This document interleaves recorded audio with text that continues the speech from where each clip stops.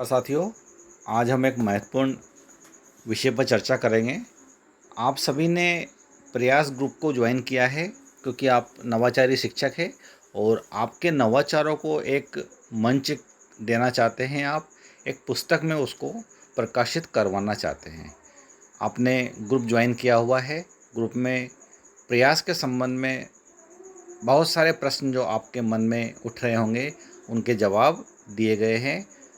आप जान सकते हैं कि प्रयास क्या है। प्रयास समकालीन 101 शिक्षकों के नवाचारों को प्रकाशित करने का प्रयास है।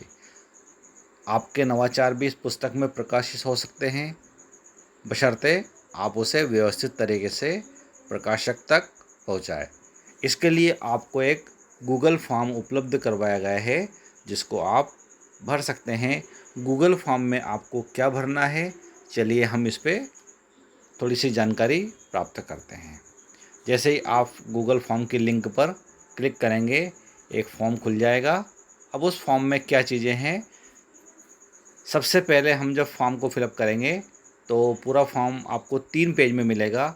पहले पेज में हेडिंग है उसकी, नवाचारी प्रयोगधर्मी शिक्षकों के लिए अभूतपूर्व अवसर।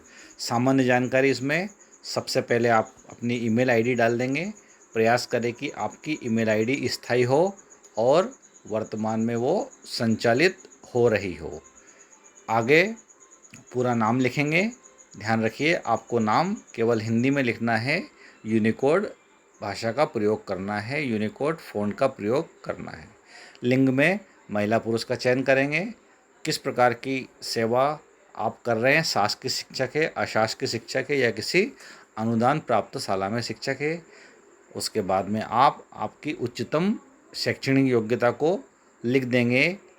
जन्म का वर्ष, सामान्यतः जन्म के वर्ष में सेवारत शिक्षक है वही इसमें आवेदन कर सकते हैं।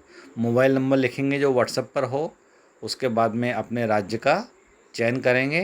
राज्य के चयन करने के पश्चात किस ज़िले में आपका निवास है वह लिखेंगे और अपना निवास का पूरा पता लिखेंगे। पूरा पता लिखने के बाद में आप अपनी संस्था का विवरण देंगे, जिसमें संस्था का पूरा पता, साथ ही विकास खंड और ज़िला एवं पिन कोड उसमें लिखेंगे। कितने वर्षों का आपका शैक्षणिक कार्यानुभव है वह लिख देंगे और उसके पश्चात आपका एक नवीनतम पासपोर्ट आकार का फ़ोटो, ध्यान रखिए फ़ोटो 2 MB से बड़ा ना हो, उसको अपलोड कर देंगे। अपलोड करने के पश्चात आप नेक्स्ट बटन पर जा कर के अगले पेज पर चले जाएंगे, जहां पर आपकी शैक्षणिक सेवा यात्रा के बारे में जानकारी चाहिए गई है। इसमें जो प्रश्न है उसमें है कि आपको कौन से पुरस्कार प्राप्त हुए हैं। आपको क्या कोई राष्ट्रीय पुरस्कार, राष्ट्रीय ICT पुरस्कार या कोई राज्य स्तरीय पुरस्कार मिला है। यदि मिला है तो आप अगले कॉलम में उन पुरस्कार का नाम और किस वर्ष आपको पुरस्कार मिला है वह लिखेंगे। यदि नहीं मिला तो इसे आप खाली छोड़ सकते हैं। उसके पश्चात में आपको अन्य किसी शासकीय संस्थाओं द्वारा यदि कोई पुरस्कार दिया गया है तो उसका विवरण लिखेंगे और वर्ष लिखेंगे। यह लिखने के पश्चात आप अन्य अशासकीय संस्था, चाहे वह NGO हो, यदि उसके द्वारा कोई पुरस्कार आपको दिया गया है तो उसका विवरण और वर्ष इसमें लिखेंगे। यदि नहीं है तो इसे खाली आप छोड़ सकते हैं। सबसे महत्वपूर्ण हम जिसकी बात कर रहे हैं कि अपने नवाचार अर्थात शिक्षण पद्धति का शीर्षक, इसमें आपको संक्षिप्त शीर्षक उसमें लिखना है और लगभग 250 शब्दों में बिल्कुल सारगर्भित तरीके से, बिना किसी वर्तनी त्रुटि के, बिना किसी वाक्य की त्रुटि के यहाँ पर लिखेंगे। मेरी सलाह है कि आप यहाँ पर लिखने के पश्चात आपके नवाचार को कहीं और पर लिख कर रखें और यहाँ उसको पेस्ट कर दें। यदि आपके पास में कोई एक ऐसा फोटोग्राफ है जो आपके नवाचार से संबंधित है तो यहाँ पर आप उसे अपलोड कर देंगे, यदि हो तो। नहीं हो तो इसे आप खाली छोड़ सकते हैं। उसके पश्चात आपके इस नवाचार शिक्षण पद्धति से छात्रों को क्या लाभ हुआ है, इसके बारे में आपको संक्षिप्त जानकारी देना है। आपके इस नवाचार शिक्षण पद्धति से विद्यालय, समाज और राष्ट्र को क्या लाभ हुआ है, इसके बारे में आप जानकारी देंगे। अगले प्रश्न पर चलते हैं हम कि आपके द्वारा पर्यावरण संरक्षण, जैव विविधता संरक्षण, सामाजिक कुरीति उन्मूलन आदि के लिए यदि कार्य किए गए हैं तो उनका संक्षिप्त विवरण दें। यदि ऐसा कुछ नहीं है तो इस बॉक्स को भी, इस प्रश्न को भी आप खाली छोड़ दें। आगे चलते हैं हम। यदि आप शैक्षिक उद्देश्य से किसी वेबसाइट या ब्लॉग का संचालन करते हैं तो उसकी लिंक को यहाँ पर पेस्ट करें। ध्यान रखिए, लिंक को कहीं भी आप ऑलरेडी कॉपी करके रखिए, कहीं पर उसको सेव करके रखिए और यहाँ पर उसको पेस्ट कर दीजिए।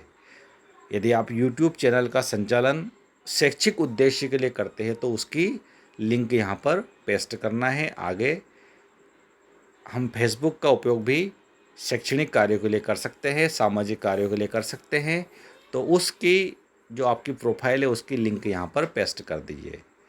यह सब लिखने के पश्चात आप नेक्स्ट बटन पर क्लिक करेंगे और अगले अंतिम पेज, जिसे हम आत्ममंथन कहेंगे, उस पेज पर पहुंच जाएंगे।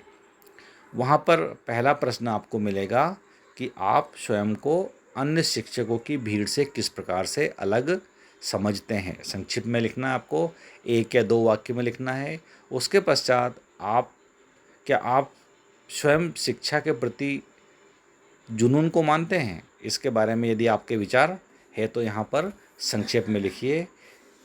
क्या आप स्वयं को शिक्षक के अलावा एक अच्छा इंसान मानते हैं? निश्चित रूप से आप मानते होंगे, लेकिन आपके शब्दों में आप किस प्रकार से लिखेंगे, आपके कार्यों से किस प्रकार आपने जस्टिफाई किया है, वो इसमें लिख देंगे।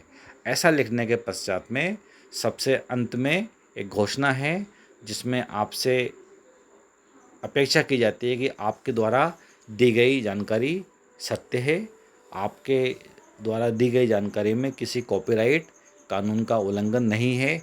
इस पर आप सहमत पर क्लिक कर देंगे और इसको सबमिट कर देंगे। इस प्रकार आपकी जानकारी एडमिन तक पहुंच जाएगी। तत्पश्चात प्रकाशक मंडल की जो समिति है आपके नवाचार का मूल्यांकन करेगी और यदि आपका नवाचार उन 101 नवाचार में सम्मिलित होता है तो एक पुस्तक के रूप में प्रकाशित होगा और वह पुस्तक आप तक उपलब्ध करवा दी जाएगी। साथ ही उस पुस्तक को विभिन्न शैक्षिक कार्यों, प्रशिक्षण के दौरान शिक्षकों को उपलब्ध करवाया जाएगा। धन्यवाद। कृपया ध्यान रखें, फॉर्म को भरते समय उसमें त्रुटि ना हो, अच्छी तरह पढ़ लें उसको, और यदि आपको लगता है कि कुछ त्रुटियां हो गई है तो उसको आप एडिट भी कर सकते हैं। बहुत बहुत धन्यवाद और आपको इस कार्य के लिए अग्रिम शुभकामनाएं।